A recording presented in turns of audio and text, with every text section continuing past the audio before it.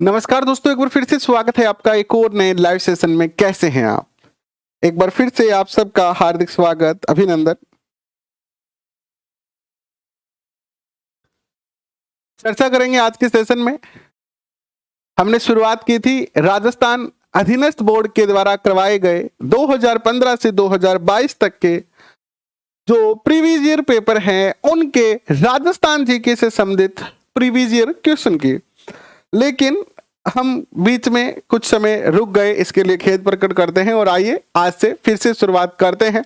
Last जो session था उसमें कुछ टेक्निकल इशू आए जिसके कारण भी कुछ समस्याएं हुई, तो उन सारी समस्याएं आज ना हो और प्रॉपर अपन ये सेशन कर पाए, ऐसी हम जो है वो प्रयास करेंगे। तो कैसे हैं अनवर अली जी? लक्की स्वागत आपका। जगदीश जी, रीट मेंस 2022-23 स्वागत आपका। जितेंद्र जी, कमलेश जी, विजय सिंह जी एंड माया कुमावत जी कैसे हैं? ईशांत जहांगीर स्वागत आपका। नीरू मीना जी स्वागत आपका। तो आ जाइए सारे बच्चे, फिर करते हैं आज के सेशन की शुरुआत।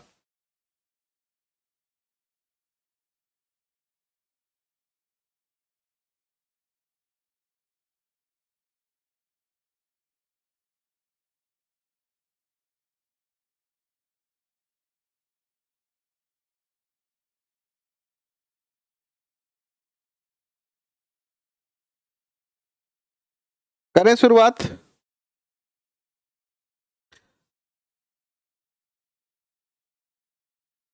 देखिए विद्वान साथियों, इस सेशन में जो हम कर रहे हैं वो क्या कर रहे हैं, जनरली इसमें हम प्रीवियस ईयर क्वेश्चन जो है वो कर रहे हैं।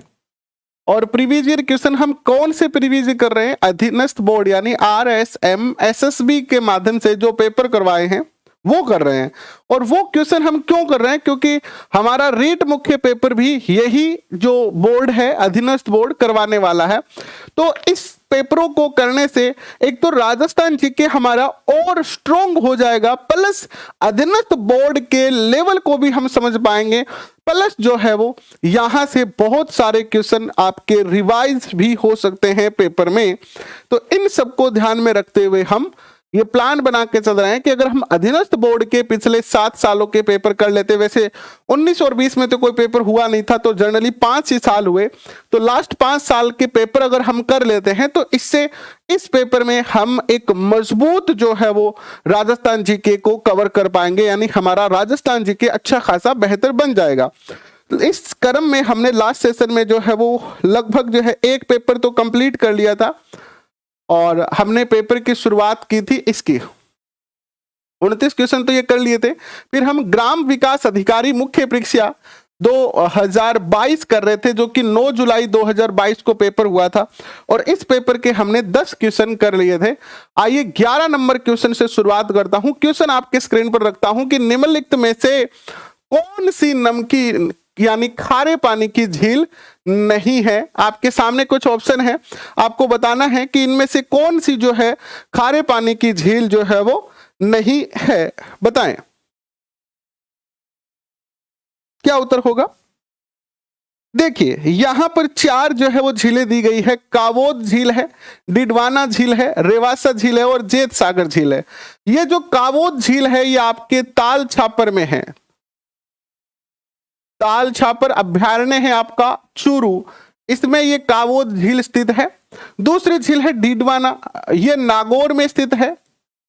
तीसरी जो झील है वो है रेवासा, ये सिक्कर की झील है। और चौथी झील है आपकी जेत सागर झील। ये जो झील है आपकी कहां पर स्थित है?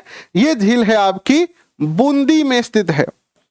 तो अब आपके दिमाग में अपने आप ही क्वेश्चन का उत्तर आ जाएगा कि जो झील रेगिस्तान में होती है वो हमेशा खारे पानी की झील होती है, क्योंकि रेगिस्तान जो है वो टेथी सागर का अवशेष है। तो ये तीनों झीलें देखो, चूरू, नागौर और सीकर, ये तीनों ही जो है पश्चिमी राजस्थान में आती है और ये तीनों ही जो है वो क्या है, खारे पानी की जो है वो झीलें हैं।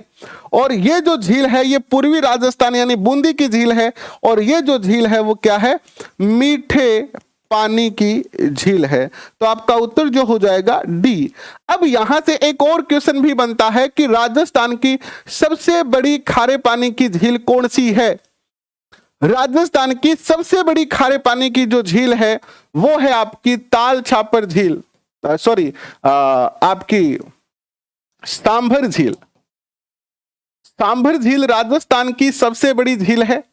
राजस्थान की तो ये क्या है, राजस्थान में तो ये सबसे बड़ी झील है ही है। जबकि अगर हम बात करें तो भारत की दूसरी सबसे बड़ी झील है खारे पानी की, दूसरी सबसे बड़ी खारे पानी की झील। और प्रथम जो झील है वो कौन सी है, प्रथम झील है आपकी कौन सी बताओ, चिल्का झील। कौन सी, चिल्का झील है जो उड़ीसा में स्थित है, ये प्रथम है चिल्का झील। ये भी खारे पानी की है और ये भारत की क्या है, प्रथम है। भारत की प्रथम चिल्का, दूसरी सांभर, और राजस्थान की प्रथम कौन सी है, राजस्थान की प्रथम है सांभर झील जो कि खारे पानी की सबसे बड़ी झील है। इसके बाद जो नेक्स्ट क्वेश्चन आता है वो आता है कौन सी नदी राजस्थान में उत्तर दिशा से प्रवेश करती है। तो राजस्थान की जो उत्तर दिशा है, ऐसे आप काउंट कर लोगे, ये हो गई आपकी उत्तर दिशा। और उत्तर दिशा में क्या आता है, इधर गंगानगर और हनुमानगढ़ आता है ना। और गंगानगर और हनुमानगढ़ में एक नदी प्रवेश करती है जो कि हिमाचल प्रदेश के अंदर जो है वो निकलती है और राजस्थान में प्रवेश करती है। कौन सी नदी है, घग्गर नदी है जो राजस्थान में 100 किलोमीटर तक जो है वो बहती है। आज ही पढ़ा था। इसके बहाव क्षेत्र को दो भागों में बांटा जा सकता है। भारत में इसे नाली कहा जाता है, भारत में घग्गर नदी के बहाव क्षेत्र को नाली कहा जाता है और पाकिस्तान में हकरा कहा जाता है, हकरा। ठीक है, पाकिस्तान में क्या कहा जाता है, हकरा कहा जाता है। तो उत्तर आपका क्या हो गया, सी उत्तर आपका जो है वो सही हो गया। नेक्स्ट क्वेश्चन आता है आपका। अब देखो इसके अलावा भी आज हमने पढ़ा था, चंबल नदी जो है वो कहां से प्रवेश करती है, पूर्व से, है ना, पूर्व दिशा में। माही नदी जो है वो कहां है, माही नदी दक्षिण दिशा में, दक्षिण में। और कांतली नदी जो है वो आंतरिक प्रवाह की नदी है, आंतरिक प्रवाह की नदी है। आज पढ़ा था हमने, ये सारी चीजें तो आज ही पढ़ी है। नेक्स्ट क्वेश्चन देखें आपके स्क्रीन पर कि अरावली वनीकरण परियोजना के अंतर्गत निम्न में से कौन से जिले नहीं आते हैं। आपके सामने 4 ऑप्शन है, आपको बताना है कि कौन सा जिला है जो अरावली वनीकरण परियोजना के अंतर्गत शामिल नहीं किया गया है। तो देखिए विद्वान साथियों, ये जो परियोजना है अरावली वनीकरण परियोजना, ये प्रारंभ हुई थी कब आपकी, ये जो परियोजना है, क्वेश्चन ये भी पूछा गया है अधीनस्थ बोर्ड के द्वारा कि ये परियोजना कब प्रारंभ हुई थी। तो 1992-93 में ये योजना का प्रारंभ होता है। ठीक है, योजना का प्रारंभ कब होता है, 1992-93 में योजना का प्रारंभ होता है। और इस योजना में जो है वो राजस्थान के 10 जिले आते हैं। कितने जिले आते हैं, राजस्थान के 10 जिले, 10 जिलों में ये परियोजना है। और ये 10 जिले कौन कौन से हैं, तो लिख लीजिए आप। 10 जिलों में आपका आता है, एक तो आपका अलवर, सीकर, झुंझुनू और नागौर, जयपुर और पाली, सिरोही, उदयपुर, चित्तौड़गढ़ और बांसवाड़ा।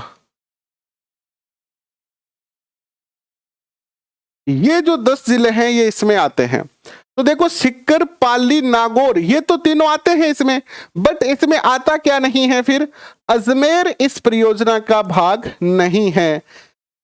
ठीक है, अजमेर इस परियोजना का भाग जो है वो नहीं है। क्वेश्चन ये भी पूछा जा सकता है कि इस परियोजना में कितने जिलों को शामिल किया गया है, तो राजस्थान के 10 जिलों को इसमें शामिल किया गया है। और इसकी टोटल जो लागत आएगी वो कितनी लागत आई थी इसमें, 288.68 करोड़ रुपए। 288.86 करोड़, 86 करोड़ रुपए जो है वो इसकी टोटल जो है वो लागत रही थी। नेक्स्ट जो क्वेश्चन आपके स्क्रीन पर आता है वो आता है यह कि निम्नलिखित में से कौन सा खनिज उत्पादन क्षेत्र सही सुमेलित नहीं है।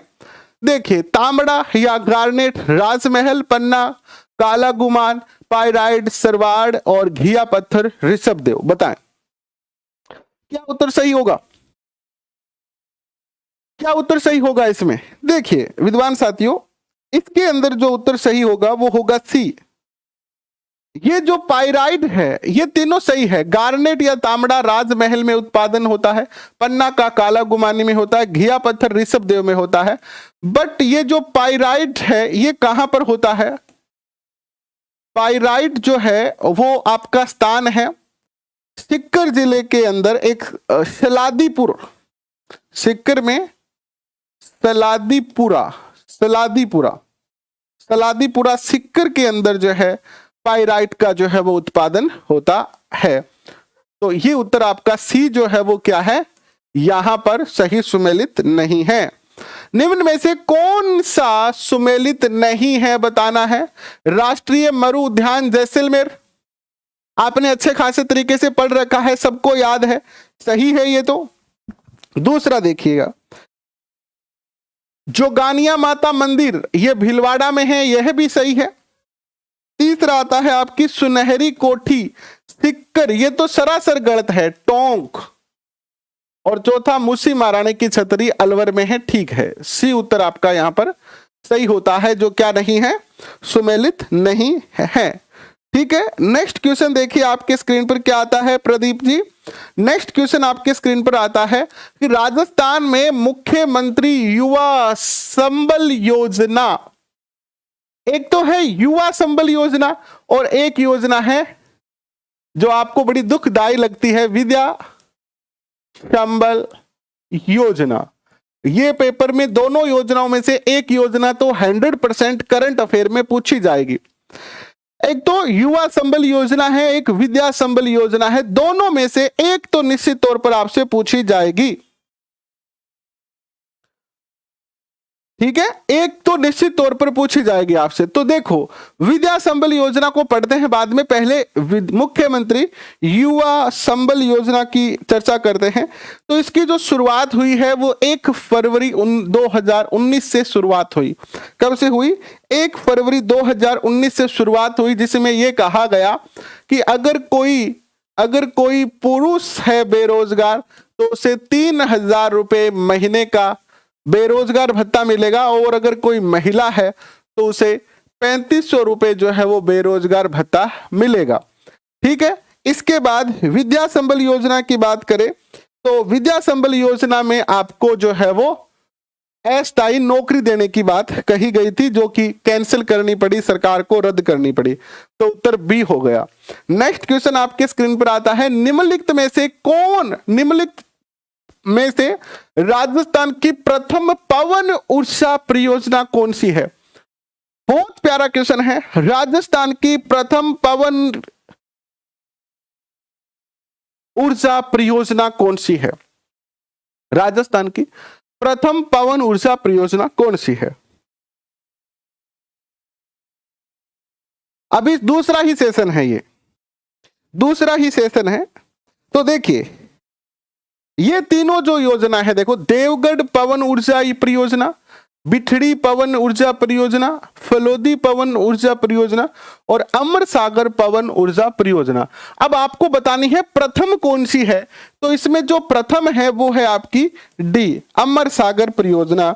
और इस परियोजना की जो शुरुआत हुई वो 10 अप्रैल 1999 में हुई। कब हुई? 10 अप्रैल 1999 में इसकी जो है शुरुआत होती है जैसलमेर के अंदर। ठीक है, और कहां होती है इसकी शुरुआत? जैसलमेर। जैसलमेर में बहुत सारी पवन चक्कियां लगाई है, इसीलिए जैसलमेर को क्या कहा जाता है? जैसलमेर को जो है वो पंखों की नगरी कहा जाता है। पंखों की नगरी कहा जाता है किसे? जैसलमेर को पंखों की नगरी कहा जाता है। इसके बाद ये तो हो गई प्रथम परियोजना। अब आपसे एक और क्वेश्चन पूछा जा सकता है कि राजस्थान की नई पवन ऊर्जा परियोजना कब लागू की गई? राजस्थान की नई पवन ऊर्जा परियोजना जो है कब आई? तो नई पवन ऊर्जा परियोजना जो आई है वो 18 जुलाई 2012 को, 18 जुलाई 2012 को नई पवन ऊर्जा परियोजना जो है वो लागू हुई है। पहली 1999 में जो है वो लागू हुई थी। ठीक है, अब देखिए सारे काम नहीं हो सकते, सारे काम नहीं हो सकते। जब ज्यादा क्वेश्चन करवा रहा था मैं तो फटाफट चलना पड़ता था, ये सारी डिटेल नहीं लिखी जाती थी। तब आपकी ये डिमांड थी कि सर, आप में से बहुत सारे कमेंट करते थे कि सर थोड़ा क्वेश्चनों की डिटेल निकाल लें आप। मैं पिछले 2 दिनों से लगा हुआ हूं, क्वेश्चन की एक एक की डिटेल निकाल के डाटा तैयार कर रहा हूं। और अब जब मैं क्वेश्चन आपको डिटेल में अच्छे तरीके से करवा रहा हूं तब आप ये कर रहे हो सर फास्ट चलो। तो फास्ट चलना जरूरी नहीं है, क्वेश्चन को अच्छे से करना जरूरी है। तो अभी जो कर रहे हो वो बेस्ट है, अभी हम जिस तरीके से कर रहे हैं वो ही बेस्ट है। तो बस नेक्स्ट क्वेश्चन देखिए, इंदिरा गांधी नहर परियोजना के अनुसार कौन से कथन गलत है? यहां गलत की जगह आप लिखे सही है, सही है लिखे, गलत की जगह क्या लिखे? सही है लिखे।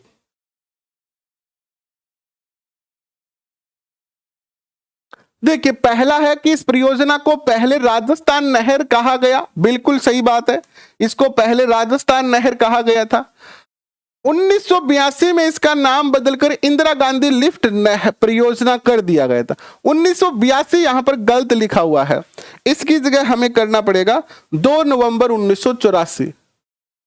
2 नवंबर 1984 को इसका जो नाम है वो बदलकर इंदिरा गांधी के नाम पर इंदिरा गांधी लिफ्ट नहर परियोजना कर दिया गया। इंदिरा गांधी नहर परियोजना में 9 लिफ्ट नहरें हैं, ये बात भी सही है। नहर की जो कल्पना की थी वो शार्दुल सिंह ने की थी, ये बात भी सही है। और यह नहर हरियाणा से नहीं गुजरती है, हरियाणा से यह नहर नहीं गुजरती है। क्या यह बात सत्य है?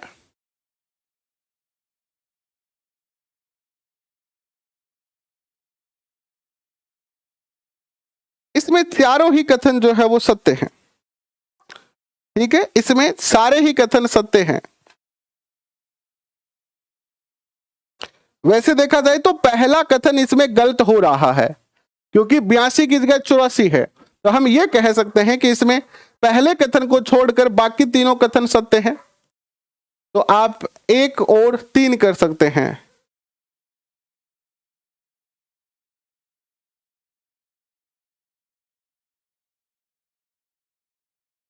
नहीं नहीं, 7 नहीं है, 9 लिफ्ट नहरें, 2 और बना दी गई, आपने पढ़ी नहीं होगी शायद। अब एक क्वेश्चन बन सकता है यहां से कि राजस्थान नहर बोर्ड की स्थापना कब की गई? राजस्थान नहर बोर्ड की स्थापना कब की गई? ये क्वेश्चन बन सकता है ना नहर से संबंधित, कि राजस्थान नहर बोर्ड की स्थापना कब की गई? तो दिसंबर 1958 में, 19 दिसंबर 1958 में, 19 दिसंबर 1958 में जो है वो राजस्थान नहर बोर्ड की जो है वो स्थापना की गई है। नेक्स्ट क्वेश्चन देखिए आपके स्क्रीन पर आता है, यह है कि नेक्स्ट क्वेश्चन आपके स्क्रीन पर आते हैं, वर्टिसोल मिट्टी राजस्थान के किस भाग में मिलती है? वर्टिसोल जो मिट्टी है वो राजस्थान के कौन से भाग में पाई जाती है बताओ? वर्टिसोल मिट्टी राजस्थान के किस भाग में पाई जाती है?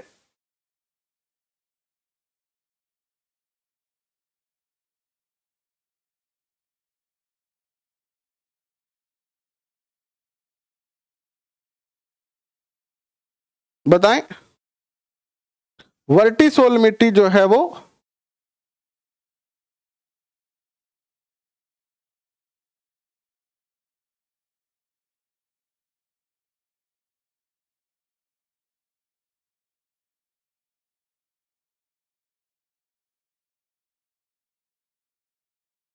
वर्टिसोल।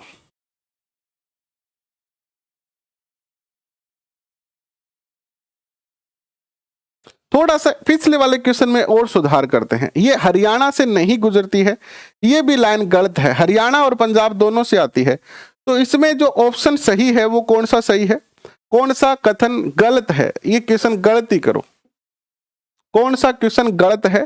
तो इसमें 1 नंबर और 3 नंबर दोनों ही 1 नंबर और 4 नंबर।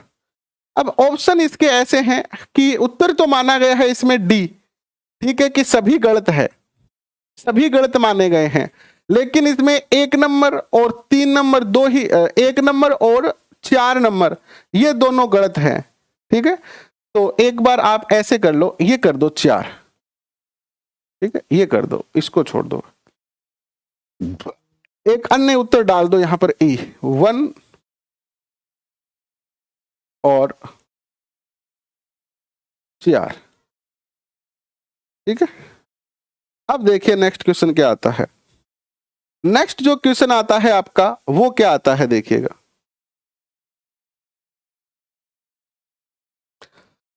देखिए यहां पर जो आपकी मिट्टी है वर्टिसोल, ये दक्षिणी पूर्वी भाग में पाई जाती है, और दक्षिणी पूर्वी भाग में ये जो मिट्टी पाई जाती है कोटा, बूंदी, बारा, सवाई माधोपुर, धौलपुर में। कोटा, बूंदी, बारा, सवाई माधोपुर और धौलपुर में पाई जाती है ये मिट्टी, ठीक है, वर्टिसोल मिट्टी। नेक्स्ट क्वेश्चन आता है, निम्नलिखित में से कौन सी नदी आंतरिक अपवाह से संबंधित नहीं है?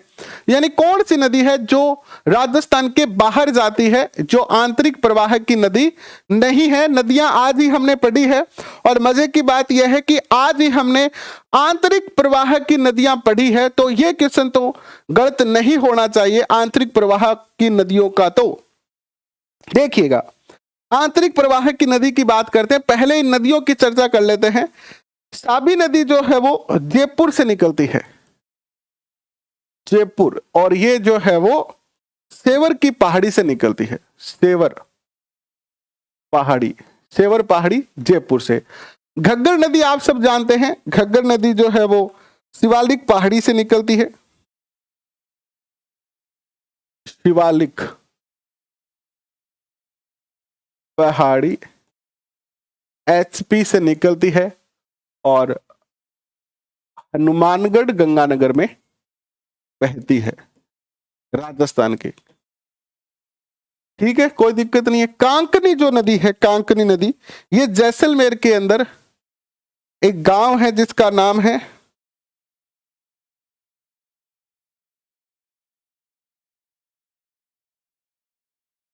जैसलमेर के अंदर कोटरी गांव है, कोटरी, जैसलमेर के कोटरी गांव से निकलती है ये, कोटरी गांव, जैसलमेर। और चौथी जो नदी है सांगी नदी, ये जालोर में जसवंतपुर पहाड़ी से निकलती है, जसवंतपुरा पहाड़ी जालोर से निकलती है। अब देखो बताओ कौन सी नदी है जो आंतरिक प्रवाह की नहीं है? तो ये जो सांगी नदी है ये नहीं है, ये तीनों जो है आंतरिक प्रवाह की नदियां हैं, सांगी नदी आंतरिक प्रवाह की नदी नहीं है, ठीक है। नेक्स्ट क्वेश्चन देखिएगा। नेक्स्ट जो क्वेश्चन आता है वो आता है, राष्ट्रीय झील संरक्षण कार्यक्रम के अंतर्गत राजस्थान की कौन सी झील शामिल नहीं की गई है? ऐसे क्वेश्चन पेपर में ज्यादा कठिन होते हैं। राष्ट्रीय झील संरक्षण की बात करते हैं तो राष्ट्रीय झील संरक्षण जो कार्यक्रम है वो 2001 में शुरू होता है। लिखो, राष्ट्रीय झील संरक्षण कार्यक्रम, झील यानी झीलों का संरक्षण करना, ये जो कार्यक्रम है वो पूरे भारत में कब से शुरू होता है? ये कार्यक्रम 2001 से प्रारंभ होता है, ठीक है। ये एक नेशनल योजना है, और इस योजना के अंदर जो हिस्सा है केंद्र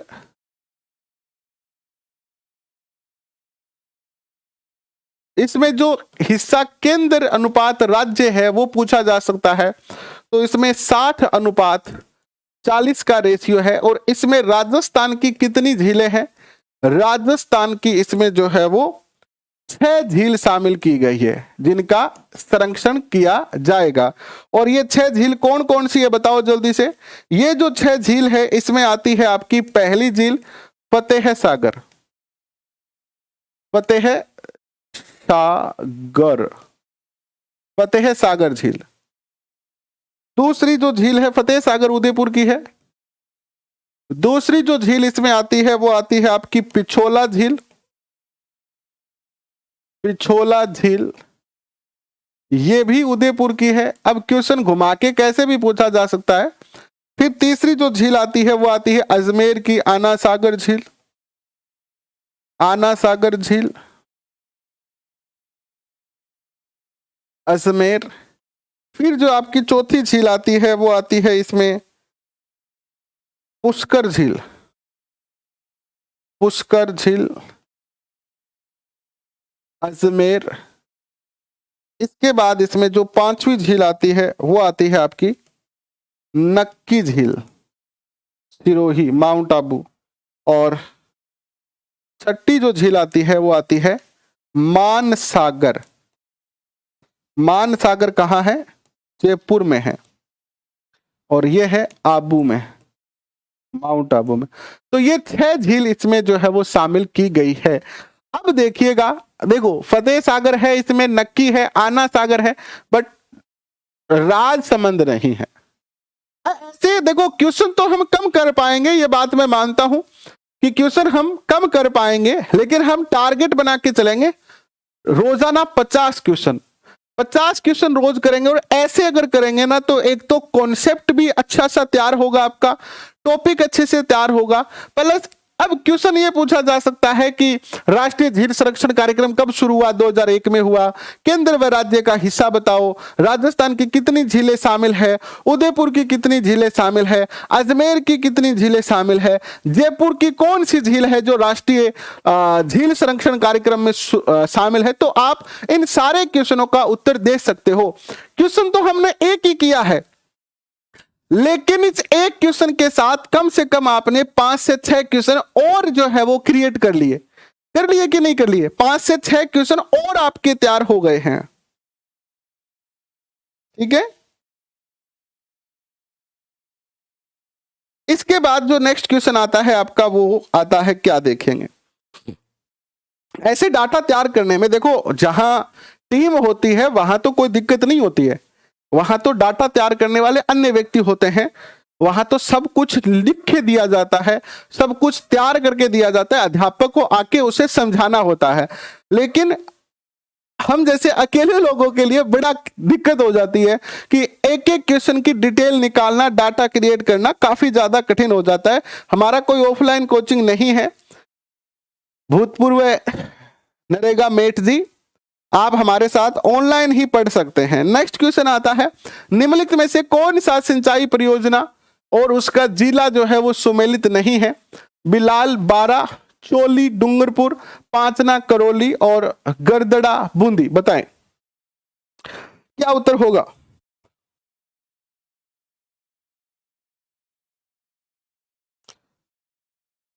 देखिए, बिलास जो है वो 12 में है, ये बात सत्य है, बट चोली जो है डूंगरपुर में है, ये बात कतई सही नहीं है। ये जो चोली सिंचाई परियोजना है ये कहां पर है? ये झालावाड़ में है, झालावाड़ की ये परियोजना है। तो यहां जो उत्तर आपका, पांचना बांध आप सब जानते हैं करौली में है और गरदड़ा बांध ये भी बूंदी में है। तो बी इज द राइट उत्तर। नेक्स्ट क्वेश्चन आपके स्क्रीन पर आता है, राजस्थान में कौन सी तिलहन की फसल है जो रबी के मौसम में बोई जाती है? तिलहन की फसल है जो रबी के मौसम में बोई जाती है। तो आप बता सकते हैं क्या? बताओ। तिलहन की फसल है सरसों, जो अक्टूबर में बोई जाती है, अक्टूबर में। तो उत्तर आएगा आपका ए। ठीक है जी। नेक्स्ट क्वेश्चन देखिए आप, कि कौन सा औद्योगिक पार्क और उसका स्थान सुमेलित नहीं है। बताएं कौन सा औद्योगिक पार्क और उसका स्थान जो है वो सुमेलित नहीं है। औद्योगिक पार्क और उसका स्थान सुमेलित नहीं है। चमड़ा पार्क, जापानी park, stone park, hosiery park.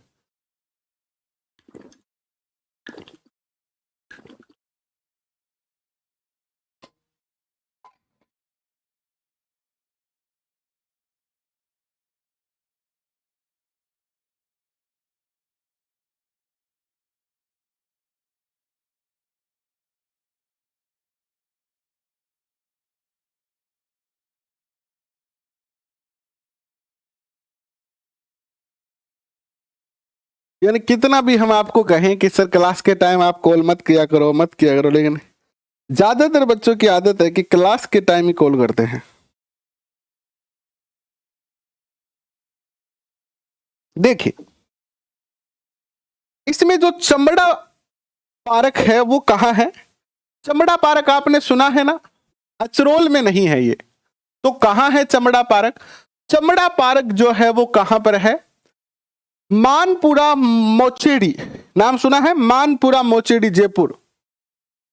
Manpura माचेडी, Jaipur. बाकी तो इसमें सारे सही है, बट ये ए जो है वो क्या है, गलत है।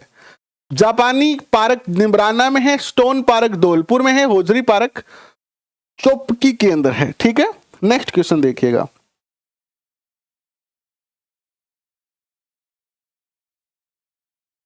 नहीं, दिशा बुक भी मैंने ही बताई है आपको, वो भी बुक बेस्ट है, बहुत अच्छी बुक है, पढ़े कोई दिक्कत नहीं है।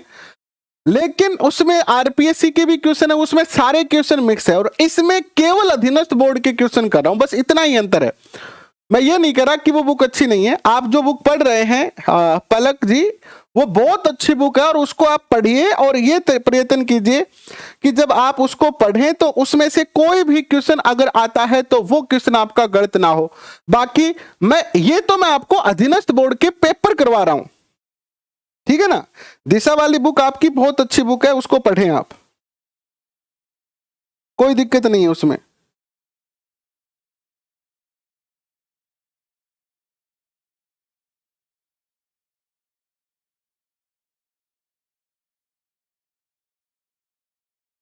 नेक्स्ट देखिए क्या आता है। नेक्स्ट जो आता है आपके सामने वो आता है क्वेश्चन कि कौन सा बांध और जिला सुमेलित नहीं है। बांध और जिला देखिए, घोशुंडा बांध चित्तौड़गढ़, हिंगोनिया बांध जयपुर, मोरा सागर बांध टोंक, और पांचना बांध करौली। पांचना बांध तो सही है, मिट्टी का बांध है, बहुत अच्छी बात है, ये तो हमें पता है। फिर देखो जो मोरा को, ये घोशुंडा बांध है, ये भी चित्तौड़गढ़ में स्थित है। हिंगोनिया बांध भी जो है वो जयपुर में स्थित है, कोई दिक्कत नहीं है। लेकिन ये जो मोरा सागर बांध है ये टोंक में नहीं है।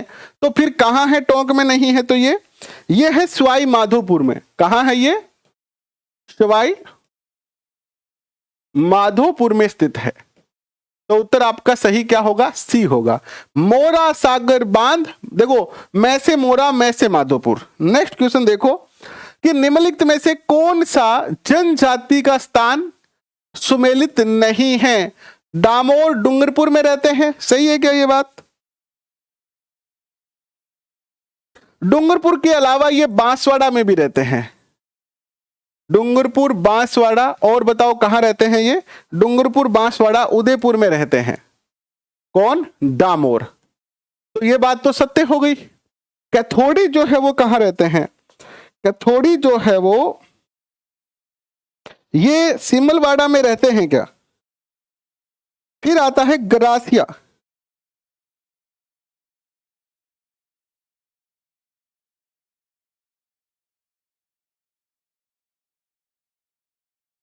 गरासिया जो है वो सिरोही, उदयपुर, डूंगरपुर, बांसवाड़ा में रहते हैं। सिरोही, उदयपुर, डूंगरपुर, बांसवाड़ा। कथोड़ी जो है वो सिमलवाड़ा में नहीं रहते हैं, और रेबारी जो है वो रेबारी कहाँ रहते हैं? 12 में नहीं रहते हैं। तो इसमें 2 ऑप्शन गलत है, इसीलिए इसमें बोनस मिला था। ठीक है, क्या मिला था? इसमें बोनस मिला था। और ये सिमलवाड़ा जो है ना, ये डूंगरपुर का ही क्या है, एक स्थान है, और इसमें जो है वो ग्रासिया पाए जाते हैं। तो एक तो आपका बी गलत हो गया, बी और डी दोनों ही इसमें क्या है, गलत हैं। तो कथोड़ी कहाँ रहते हैं बताओ फिर? कथोड़ी रहते हैं उदयपुर में ही रहते हैं कथोड़ी, केवल उदयपुर में। उदयपुर की 3 तहसीलें हैं, उन 3 तहसीलों में कथोड़ी रहते हैं। एक तो आपकी है ये आपकी कोटड़ा में रहते हैं उदयपुर में। ये एक आपका झांढोल है, झांढोल।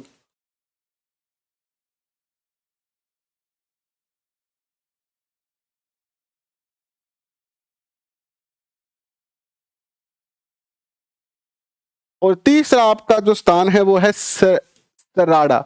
इन उदयपुर के इन 3 स्थानों पर क्या रहते हैं, कथोड़ी रहते हैं। और रेबारी जो रहते हैं वो रहते हैं आपके जालोर, सिरोही, पाली में।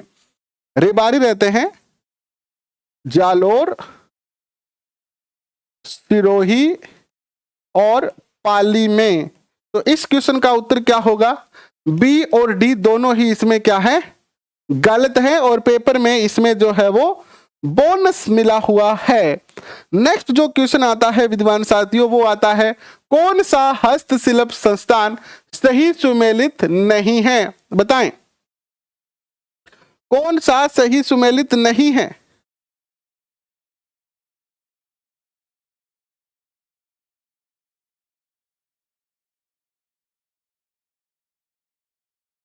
टॉपिक वाइज भी क्वेश्चन करवाएंगे, टाइम आने दो, टॉपिक वाइज भी करवाएंगे।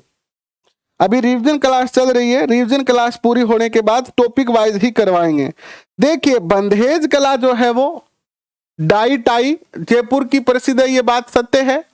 मसूरिया की साड़ी केथून कोटा की प्रसिद्ध है, ये भी बात जो है वो सत्य है। लकड़ी के खिलौने बस्सी जयपुर में बनते हैं, ये भी बात सत्य है। बट तारकसी का काम उदयपुर में नहीं होता है।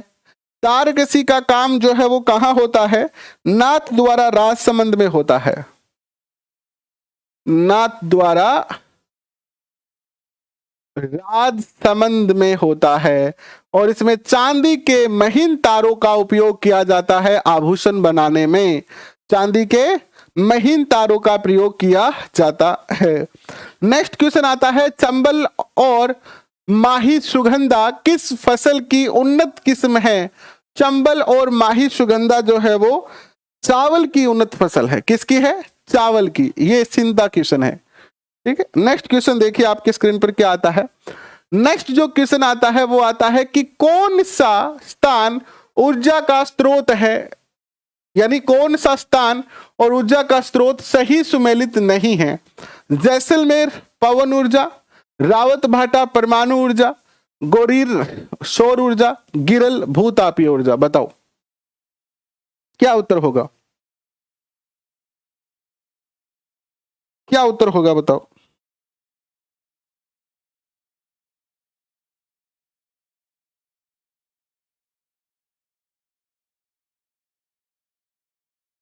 देखो, जैसलमेर में तो पवन ऊर्जा है, ये बात सत्य ही है। रावत भाटा परमाणु ऊर्जा है, ये सत्य ही है। लेकिन ये गोरीर कहां है? गोरीर जो है वो झुंझुनू में है। झुंझुनू के अंदर एक सौर प्लांट लगाया गया है सौर ऊर्जा का। कहां? झुंझुनू में, गोरीर नामक स्थान पर। झुंझुनू के गोरीर नामक स्थान पर सौर ऊर्जा का प्लांट लगाया है, ये बात भी सत्य है। बट गिरल जो है वो भूतापीय ऊर्जा है, ये बात गलत है। यहां पर गिरल जो है वो कहां पर स्थित है? गिरल जो है वो आपकी प्रथम गैसीकरण, यानी गिरल जो है वो गैस आधारित योजना है। गैसीकरण ताप गैसीकरण ऊर्जा, यानी गैस आधारित जो है वो ये ऊर्जा संयंत्र है।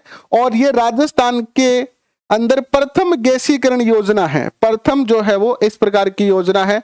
2007 में इसकी जो है वो शुरुआत की गई थी। और 1000 मेगावाट का यहां पर प्लान लगा है। और राजस्थान की प्रथम गैस आधारित आधारित, गैस आधारित ऊर्जा परियोजना है ये, यानी गैस से इसमें क्या बनती है, विद्युत बनती है, गैस आधारित ऊर्जा परियोजना। एक और क्वेश्चन बन सकता है कि किस देश के सहयोग से इसकी स्थापना की गई थी, तो जर्मनी के सहयोग से, जर्मनी के सहयोग से, ठीक है, जर्मनी के सहयोग से इसकी जो है स्थापना की गई थी। तो उत्तर आपका क्या हो गया जी, डी हो गया। नेक्स्ट क्वेश्चन आता है, राजस्थान का डेगाना भाकरी क्षेत्र किस खनिज के लिए प्रसिद्ध है? डेगाना भाकरी क्षेत्र किस खनिज के लिए प्रसिद्ध है, बताओ। डेगाना भाकरी क्षेत्र जो है वो किस खनिज के लिए प्रसिद्ध है? पहली बात तो ये आती है कि डेगाना भाकरी जो क्षेत्र, 1 मिनट सेव हो जाता है ताकि पीडीएफ आपको मिल जाए। इस सेशन की पीडीएफ नहीं मिली है, वो भी आज मिलेगी आपको। डेगाना भाकरी क्षेत्र आता है आपके नागौर जिले में, और नागौर जिला जो है वो टंगस्टन के लिए प्रसिद्ध है। तो सी उत्तर हो गया आपका। नेक्स्ट क्वेश्चन, राजस्थान में 2020-21 में कितने जिले अकाल से प्रभावित हुए? ये क्वेश्चन करंट अफेयर का भी अच्छा क्वेश्चन है जो कि पूछा जा सकता है।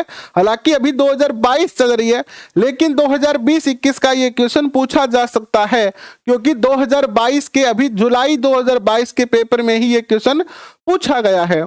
तो राजस्थान के 6 जिले, कितने जिले? राजस्थान के 6 जिले, कौन कौन से जिले हैं राजस्थान के? तो बाड़मेर, बीकानेर, झालावाड़, बाड़मेर, बीकानेर, झालावाड़, और बताओ कौन से होंगे? बाड़मेर, बीकानेर, झालावाड़, पाली, जैसलमेर, प्रतापगढ़। पाली, जैसलमेर और प्रतापगढ़, जो ये 6 जिले हैं वो क्या हैं, अकाल के अंदर जो है वो आए हैं। और इन 6 जिलों की 25 तहसील है, 25 तहसीलें, यानी 6 जिलों में, ऐसा नहीं है कि 6 के 6 जिलों में अकाल, इन 6 जिलों के भी सिलेक्टेड 25 तहसीलें हैं जिनमें अकाल घोषित किया गया था। ठीक है, नेक्स्ट क्वेश्चन आता है आपकी स्क्रीन पर कि राजस्थान में वनों को काटकर जलाकर की जाने वाली कृषि कौन सी है? बहुत सीधा क्वेश्चन है, बहुत बार पढ़ा हुआ है, आसानी से बताया जा सकता है। ये जो कृषि है वो कौन सी है? तो ये जो कृषि है वो वालरा कृषि कहलाती है, जिसमें अपन क्या करते हैं, जंगल को काटकर खेती करते हैं कुछ समय के लिए, फिर आगे चले जाते हैं। निम्न में से कौन सा अनुसंधान संस्थान और उसका स्थान सुमेलित नहीं है? तो केंद्रीय गन्ना अनुसंधान संस्थान कोयंबटूर, कोयंबटूर कहां है? तमिलनाडु में, तमिलनाडु। कब हुई स्थापना? 1912 में स्थापना हुई। दूसरा है केंद्रीय रोपण फसल शोध संस्थान कासरगोड, केंद्रीय रोपण फसल शोध संस्थान कासरगोड। कासरगोड कहां पर स्थित है? केरल में, केरल। और इसकी जो स्थापना हुई वो कब हुई केरल में?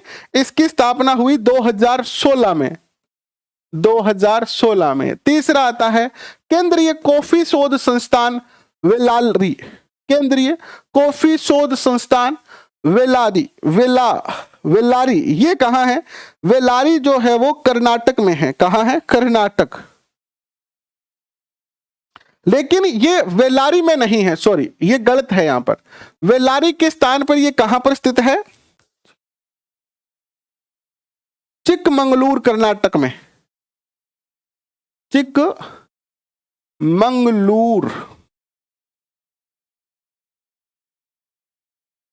चिकमंगलूर कर्नाटक, चिकमंगलूर कर्नाटक में है, ना कि वेलारी में।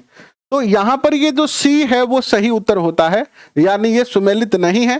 केंद्रीय कॉफी शोध संस्थान चिकमंगलूर कर्नाटक में स्थित है, और केंद्रीय तंबाकू शोध संस्थान राजमुंद्री, ये है आपका आंध्र प्रदेश में। कहां है ये? आंध्र प्रदेश। ठीक है जी। नेक्स्ट क्वेश्चन देखो आपके स्क्रीन पर आता है ये कि कृषि एवं संबंधित क्षेत्र का वर्ष 2020-21 में वर्तमान कीमत पर राजस्थान के सकल राज्य घरेलू वर्धन के रिक्स्थान प्रतिशत योगदान करने का अनुमान है। यानी राजस्थान का जो सकल घरेलू उत्पादन है उसमें कृषि का कितना भाग होगा, यानी कृषि की कितनी इसमें जो है वो भागीदारी होगी, तो ये होगी आपकी 29.77%। बी ये अनुमान है। नेक्स्ट क्वेश्चन, राजस्थान में 1980-81 से 2015 तक 35 वर्ष के दौरान किस फसल के उत्पादन में सर्वाधिक वृद्धि हुई है? यानी 1980 से लेकर 2015 तक कौन सी फसल है राजस्थान की जिसके उत्पादन में वृद्धि हुई है? फसल के उत्पादन में वृद्धि हुई है, तो ये जो वृद्धि हुई है वो हुई है आपकी तोरियां और सरसों। तोरियां, ककड़ी और सरसों में, है ना, तो सी उत्तर आएगा। नेक्स्ट क्वेश्चन आपके स्क्रीन पर आता है यह है, अब ये बताओ मुझे आप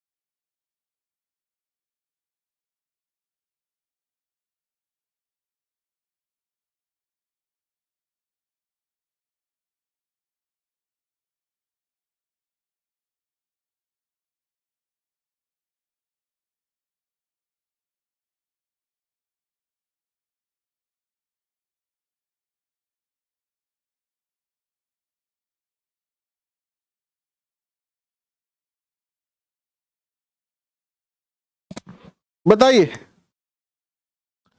अब आ जाएगी आवाज, आवाज गए तो सेल खत्म हो गए थे इसलिए सेल चेंज कर दिए हैं। तो राजस्थान का जो इसमें स्थान है वो कौन सा है?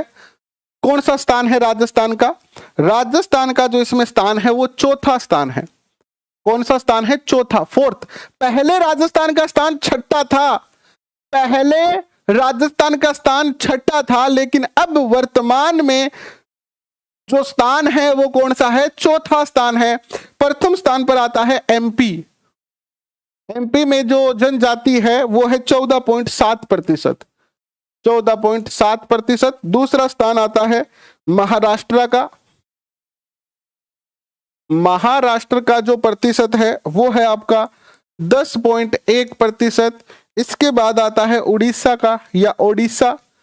ओडिशा के अंदर जो है वो जनजाति है वो है 9.2%। चौथा स्थान आता है राजस्थान का। राजस्थान की जो जनजातियों का प्रतिशत है वो है 8.9%। और फिर आता है गुजरात का नाम। गुजरात में जो है वो 8.6% है। तो राजस्थान का कौन सा स्थान हो गया भैया? चौथा स्थान हो गया है। अब छठा मत कर देना, पहले छठा था लेकिन अब छठा नहीं है। नेक्स्ट क्वेश्चन आपके स्क्रीन पर आएगा, राजस्थान कृषि प्रसंस्करण, कृषि व्यवसाय एवं कृषि निर्यात प्रोत्साहन नीति कब प्रारंभ की गई थी? बहुत अच्छा क्वेश्चन है, बहुत ही प्यारा क्वेश्चन है। ये जो नीति आई थी राजस्थान कृषि प्रसंस्करण, कृषि व्यवसाय, कृषि निर्यात प्रोत्साहन नीति कब प्रारंभ की गई थी बताओ? पीडीएफ टेलीग्राम पे डाल देंगे, बिल्कुल डाल देंगे, क्यों नहीं डाल देंगे। ये शुरू की गई थी 17 दिसंबर 2019 को। नेक्स्ट क्वेश्चन आपके स्क्रीन पर आता है कि निम्नलिखित में से मावट द्वारा लाभार्थी फसल कौन सी है? यानी मावट जब होती है तो कौन सी फसल को फायदा होता है? मावट यानी सर्दी के अंदर जब मींह बरसे तो सबसे ज्यादा देखो मूंगफली ने फायदो हुआ है कि चने ने हुआ है, गेहूं ने हुआ है कि सरसों ने हुआ है। अपन ने नहीं पूछे है तो चने ने फायदो हुआ है, गेहूं ने हुआ है, सरसों ने हुआ है, लेकिन मूंगफली ने फायदो को नहीं हुआ है, क्योंकि मूंगफली जो है वो गर्मियां की फसल है, न कि सर्दियां की फसल है। तो सी उत्तर हो गया। नेक्स्ट क्वेश्चन आपके स्क्रीन पर आता है आपका क्या, कि राजस्थान में जीवन धारा योजना, बहुत ही महत्वपूर्ण क्वेश्चन है। जीवन धारा योजना का संबंध किससे है? गरीबों हेतु बीमा से, या एससी एसटी हेतु सिंचाई कुओं के निर्माण से, या एससी एसटी हेतु स्वास्थ्य सुविधा से, या नगरीय क्षेत्रों हेतु पीने के पानी से? बताए जीवन धारा योजना। जब भी क्वेश्चन बताएं आप क्वेश्चन इस तरीके से उत्तर लिखा करें, जैसे 39 नंबर क्वेश्चन है तो 39 का ए होगा, ऐसे लिखा करें। इससे क्या होगा कि आप बाद में अपना आंकलन कर सकते हैं कमेंट देखकर कि आपने 50 क्वेश्चन में से कितने क्वेश्चन सही बताए हैं। इस तरीके से उत्तर देना चाहिए और मुझे भी पता चलेगा कि आप कौन से क्वेश्चन का उत्तर दे रहे हो। तो देखिए यहां जो उत्तर आएगा वो क्या आएगा बताओ।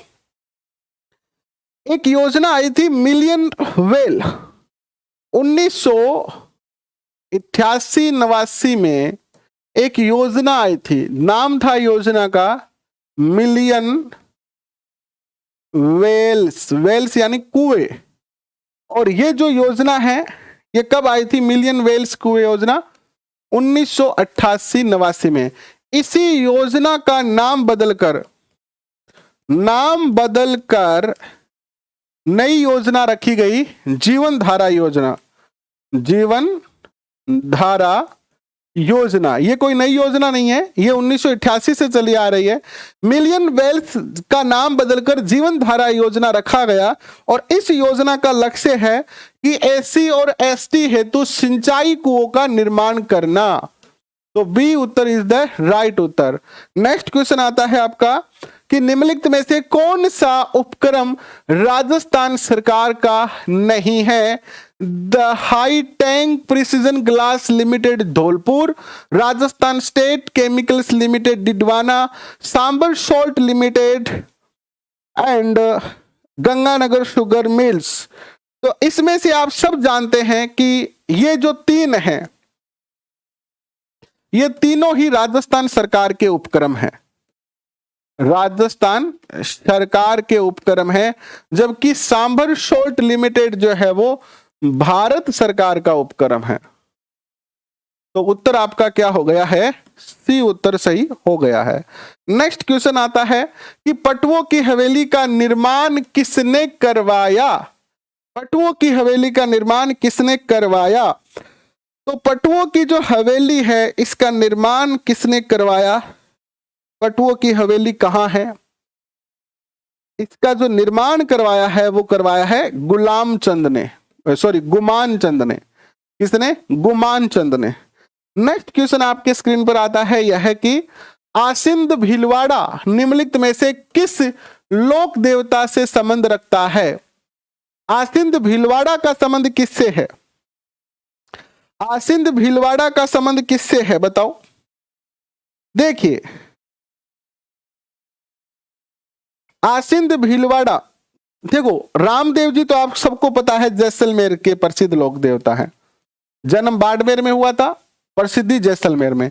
मेहा जी कहां के लोक देवता है बताओ? मेहा जी जो है वो जोधपुर के लोक देवता हैं, मांगलिया मेहा जी जोधपुर के जोधपुर में प्रसिद्ध है। मान लो मल्लीनाथ जी जो है वो कहां है? बाड़मेर में, बाड़मेर के प्रसिद्ध लोक देवता है। और देवनारायण जी जो है वो भीलवाड़ा आसिंद भीलवाड़ा के क्या है? प्रसिद्ध लोक देवता है। तो ए उत्तर आपका जो है वो सही हो जाएगा। नेक्स्ट क्वेश्चन आएगा निम्नलिखित में से कौन सा तत्वाद्य यंत्र है? सतारा, मोरचंग, रवाज या बांकिया? बताओ।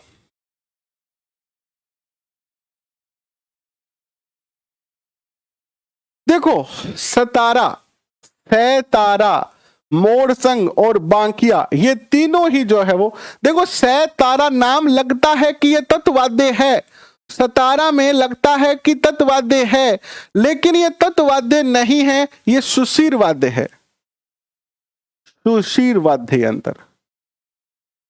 वाद्य यंत्र। तो तत्वाद्य कौन सा है? रवाज।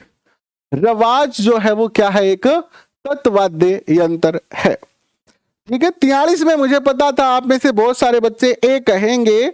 ये बात आपकी लगता तो ऐसा ही है कि यार सितारा यानी तार नाम आ रहा है इसमें, तो सतारा यानी तार का सितारा, हम सितारा से कनेक्ट कर लेते हैं। लेकिन सतारा, मोरचंद, बांकिया तीनों ही सुशीर वाद्य के अंदर आते हैं। ऐसे कोई वाद्य यंत्र होता है, ऐसे बजाया जाता है ये सतारा। ठीक है, आप इसका वीडियो देख सकते हैं, कहीं यूट्यूब पर आपको मिल जाएंगे। नेक्स्ट क्वेश्चन आता है आपका, निम्नलिखित में से कौन राजपूताना चित्रकला के स्कूलों और उनकी शैलियों के अनुसार सही सुमेलित नहीं है?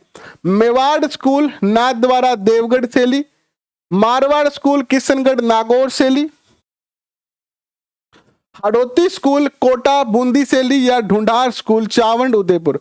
देखो यहां पर अगर आप थोड़ा सा दिमाग लगाते हो, थोड़ा सा, तो देखो मेवाड़ में तो ठीक है, नाथ द्वारा देवगढ़ शैली ठीक है ना, सही है, कोई दिक्कत नहीं है यहां पर। तो मारवाड़ में किशनगढ़ नागौर शैली भी ठीक है, हाड़ौती में कोटा बूंदी भी ठीक है, लेकिन ढूंढाड़ तो आमेर वाली है ना। आमेर में चावंड कहां से आ गया, उदयपुर कहां से आ गया? तो ये जो है वो गलत है। इसमें कौन कौन सी शैलियां आएगी? इसमें जो शैलियां आएंगी वो आएगी आपकी आमेर, जयपुर, अलवर। आमेर, जयपुर, अलवर और उनियारा, ये आएगी इसमें। तो डी उत्तर आपका सही होगा। नेक्स्ट क्वेश्चन, राजपूताना मध्य भारत सभा कब स्थापित की गई? राजपूताना मध्य भारत सभा कब स्थापित की गई? बताओ, राजपूताना मध्य भारत सभा कब स्थापित की गई?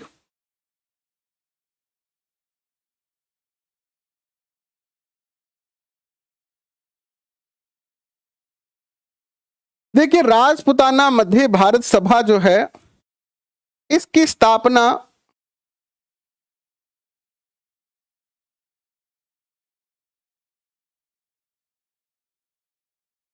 जमनालाल बजाज और गणेश शंकर विद्यार्थी ने 1919 में की। जमनालाल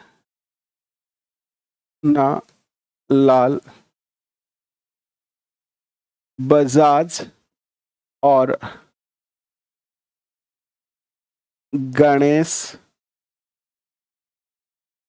शंकर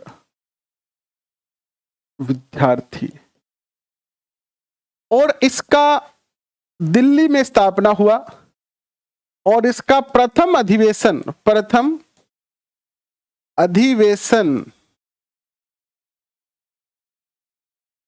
मारवाड़ी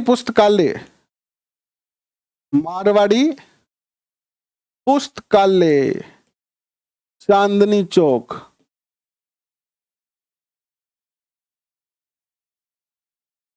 चांदनी चौक दिल्ली में मारवाड़ी पुस्तकालय में इसका प्रथम अधिवेशन हुआ था। तो डी उत्तर आपका जो है वो बिल्कुल जो है वो करेक्ट होगा। ठीक है, 45 में डी। नेक्स्ट क्वेश्चन देखो, अभिलेख जो प्रतिवर्ष शासक अभिलेख जो प्रतिहार शासक कक्कुक की आभीरों पर विजय का दावा करता है, तो ऐसा अभिलेख जिसमें कक्कुक की जानकारी मिलती है हमें, ये कौन सा अभिलेख है? कक्कुक की जानकारी मिलती है जिससे,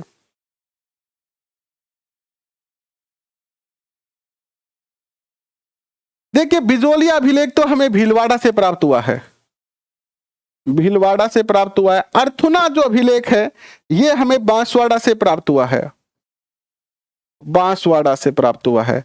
घंटियाल अभिलेख जो है वो ये आपका जोधपुर से प्राप्त हुआ है 681 ईस्वी में, और इसी के अंदर हमें जानकारी मिलती है शासक कक्कुक की, सी से जानकारी मिलती है, और चिरवा अभिलेख जो है वो उदयपुर से प्राप्त हुआ है, उदयपुर से। तो ये 4 अभिलेख हैं जहां सी घंटियाला से हमें कक्कुक की जानकारी प्राप्त होती है। मारवाड़ में राठौड़ वंश में निम्नलिखित प्रारंभिक शासकों को कालानुक्रमिक व्यवस्थित करना है आपको। पहला शासक है आपके सामने राव सिंहा, राव सिहा, थोड़ा सा टाइपिंग मिस्टेक है यहाँ पर, सही लिखा हुआ है राव सिहा है ये, ठीक है। राव सिहा का जो शासनकाल प्रारंभ होता है वो प्रारंभ होता है 1237 से 1273 तक, 1237 टू 1273। इसके बाद शासक बनते हैं कौन? इसके बाद शासक बनते हैं राव अस्थान, राव अस्थान।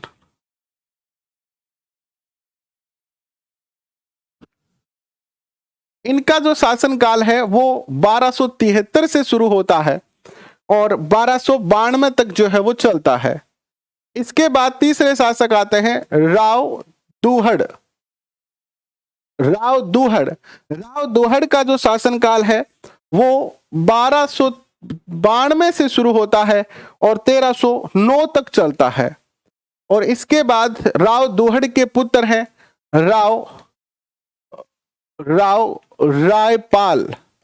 इनका शासनकाल 1309 से शुरू होता है, ठीक है। तो कर्म हो गया, ये कर्म ही है, तो ये सारे कर्म से ही है, तो आपका उत्तर क्या हो जाएगा? डी हो जाएगा। उत्तर क्या हो जाएगा आपका? डी हो जाएगा। इंदु जी बहुत अच्छा बताया आपने। हाँ, राव आस्करण नाम है इनका, आस्करण, राव आस्करण, थोड़ी सी टाइपिंग मिस्टेक है, आस्करण। नेक्स्ट क्वेश्चन आता है आपका कि निम्नलिखित को सुमेलित करना है आपको। अनंत गोचर, शिरोही एंड स्वर्णगिरी, प्रतापगढ़, कांठल, जालोर, अर्बुद, सीकर, बताएं। बहुत आसानी से एक तो आपका सुमेलित हो गया, स्वर्णगिरी जालोर को कहते हैं ना। तो देखो बी के साथ 3 आता है क्या? बी के साथ 3 इसमें तो नहीं है, तो ये ऑप्शन गलत हो गया।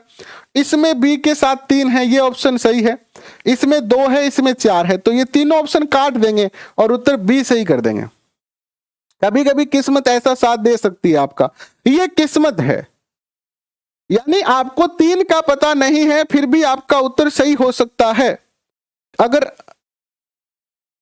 एक मिनट रुको, मेरे ऑप्शन में भी कुछ गलती हो सकती है।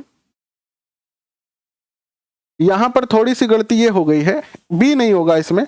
यहां पर किस्मत साथ नहीं दे रही है, यहां पर टाइपिंग मिस्टेक में ए के अंदर 4, बी के अंदर 3, और यानी ए और बी 2 ऑप्शन है जिसमें बी में क्या है? 3 दिया हुआ है, तो 2 ऑप्शन हम काट सकते हैं। अब 50-50 बचा है हमारे पास।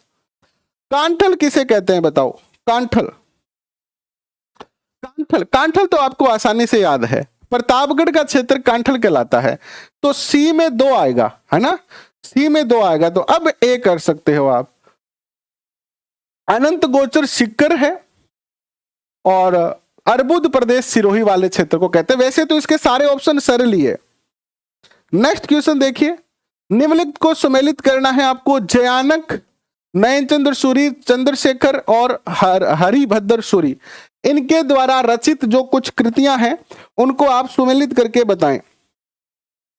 तो देखिए, जयानक ने रचना की थी किसकी? पृथ्वीराज विजय की। ए में 3 आना चाहिए, ए में 3 तो भैया 2 ऑप्शन में आता है, यानी बी और डी। अब ऑप्शन बचा 50-50 का। अब बताओ क्या उत्तर होगा? नयनचंद्र सूरी ने रचना किसकी की थी? नयनचंद्र सूरी ने रचना की थी किसकी? हमीर महाकाव्य की। तो बी में 1 आएगा, बी में 1 इसमें आ रहा है, बी में। और चंद्रशेखर ने रचना की थी किसकी? सृजन चरित्र की। और हरिभद्र सूरी ने रचना की थी शमराइच। तो उत्तर आपका बी उत्तर होगा यहां पर। नेक्स्ट क्वेश्चन और लास्ट क्वेश्चन आज के सेशन का। अच्छा, इसके बाद भी क्वेश्चन है। उत्तरी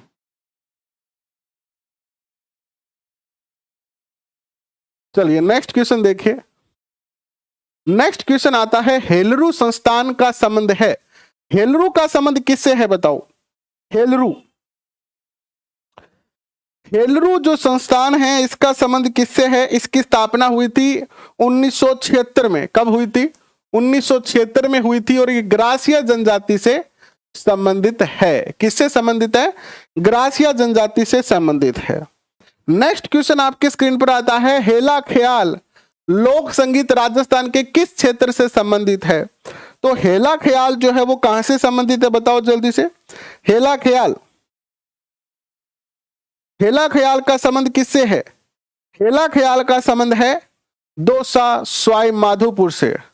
नेक्स्ट क्वेश्चन देखिए, चार बेंत कहाँ का लोक नाट्य है? चार बेंत, ये भी बहुत अच्छा क्वेश्चन है, लेकिन बहुत बार पूछा गया है, तो आप अच्छे तरीके से जानते हो इन क्वेश्चनों को। बताइए चार बेंत का संबंध किससे है? चार बेंत जो है वो टोंक का लोक नाट्य है, टोंक। नेक्स्ट देखिए, सुमेलित करना है हस्तशिल्प और स्थान, अजरक प्रिंट, जाजम प्रिंट, पिछवाई। पिछवाई तो नाथ द्वारा की है, दाबू प्रिंट। अब आप बताओ, मैंने आपका थोड़ा सहयोग कर दिया, थोड़ा सहयोग कर दिया, थोड़ा और कर दूं। आप जानते हो कि अजरक प्रिंट कहां का है? बाड़मेर का है। अजरक प्रिंट बाड़मेर का है, पिछवाई नाथ द्वारा की है। तो एक में तो चार आना चाहिए और तीन में एक आना चाहिए, ये देखो। तो आपका ए उत्तर यहां पर सही हो गया। जाजम प्रिंट जो है कहां का है?